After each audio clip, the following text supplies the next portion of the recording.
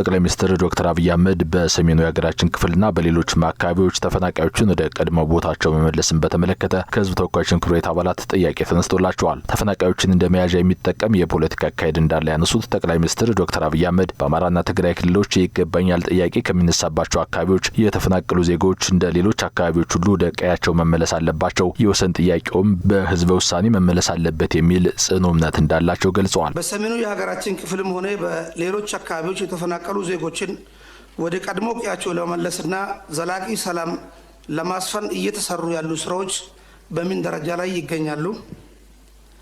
ህወሓት ለአመታት ሲያደርግ እንደኖረው የተፈናቀሉ ዜጎችን ለፖለቲካ ዓላማ ሲጠቀምባቸው ይታያል። ድጋፍም እንዳይደርስ በማድረግ እና ወደ ቀያቸው እንዳይመለሱ እያደረገ ይገኛል። ስለሆነም ክቡር ጠቅላይ ሚኒስትር ይህንን ሁኔታ ለመፍታት በመንግስት በኩል ምን እየተሰራ ይገኛል?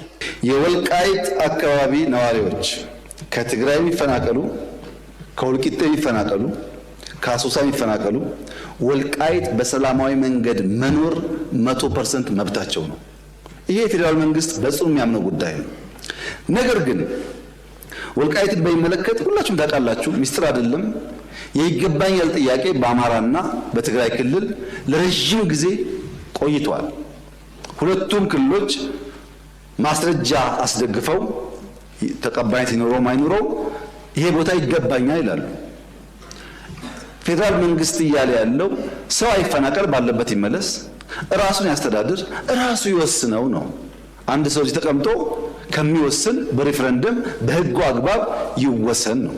ተፈናቃይ ያልተመለሰበት አካባቢ ሰው እንዳይመለስ ለፈለገ ሳይሆን ሰዎቹ መመለስ ስለማይፈልጉ ሳይሆን ተፈናቃይን መያዣ ያደረገ ፖለቲካ ኢትዮጵያ ውስጥ በመኖሩ ነው።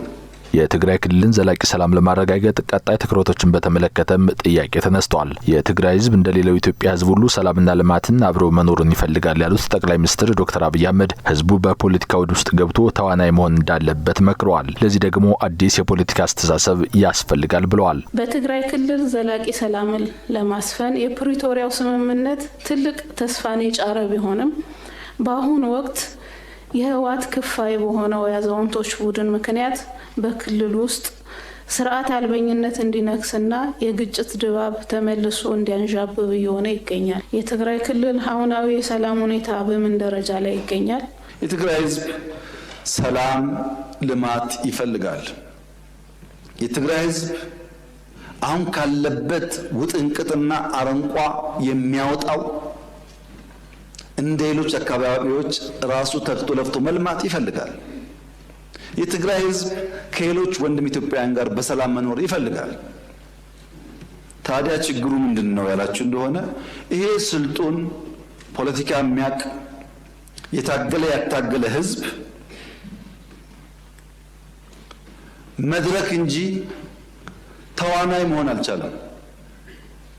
በፖለቲካ ውስጥ መድረክ እንጂ ተዋናይ መሆን አልቻለም። መድረክ ይጫወቱበታል እንጂ አይጫወትም። የትግራይ ህዝብ ከመድረክነት ወጥቶ የፖለቲካ ተዋናይ ለመሆን ራሱን በአዲስ ቲንኪንግ መቃኘት አለበት። የቲፒኤልኤፍ አንዳንድ ሰዎች ያላቸውን አቋም ሳይ ምን ያክል ህዝባቸውን እንደሚጠሉ፣ ምን ያክል የህዝባቸው በደል እንደማያማቸው ነው የሚገባኝ።